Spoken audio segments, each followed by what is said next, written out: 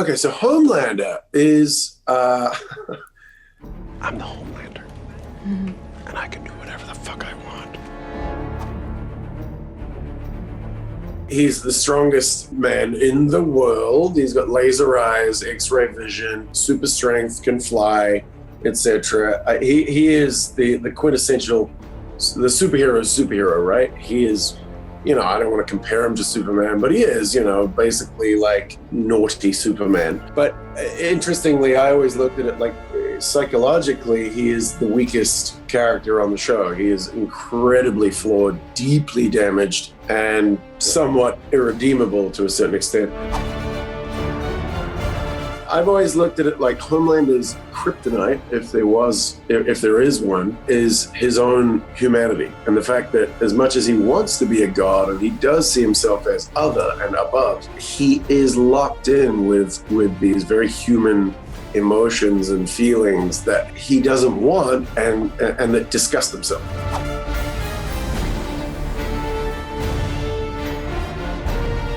You could argue anyone that stands in his way. So any superhero that comes up or human that is really fucking with him, then they will have to fall in line or disappear. One of the keys to the character and the identity of the character is his neediness and relationship with fame and with adoration and that house of cards, egotistically driven identity that has been created for him and around him and by him, but also by Vought. Did you ever really care about me? You mean everything to me. No. No. I mean everything to your job.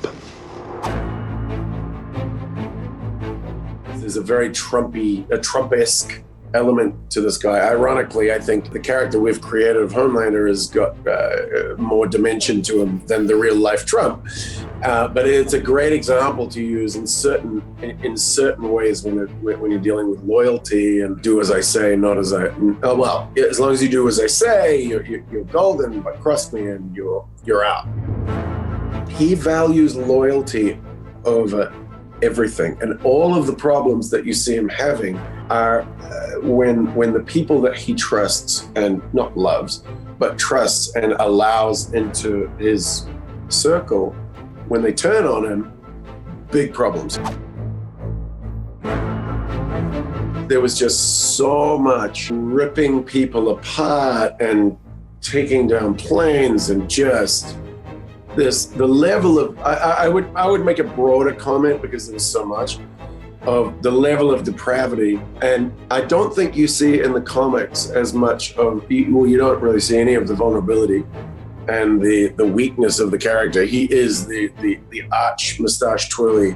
He's the villain. He is the apex predator and the villain, and that's great. And I think he still is in the show, but less baby eating, and because I think once things go too far, as they do, as I said, the comic is great for the people that want to read it, but to put it on screen, if you go too far, there's kind of no way back.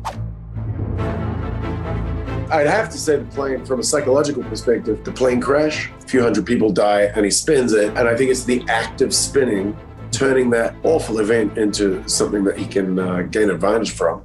Together, we will make sure that this never happens to our great nation ever again.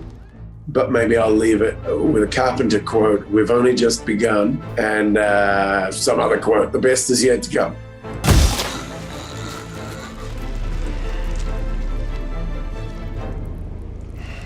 God damn